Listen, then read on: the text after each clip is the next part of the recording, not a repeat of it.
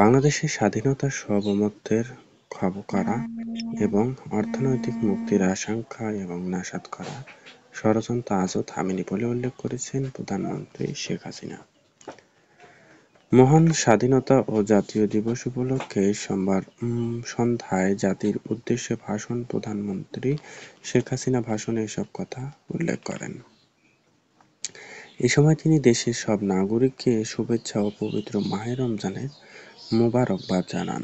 সবার সঙ্গে বন্ধুত্ব, কারও সঙ্গে বৈরতা নয়, এই বৈদেশিক নীতি অনুসরণ করেই দেশ পরিচালনা করা হবে বলে উল্লেখ করেন প্রধানমন্ত্রী।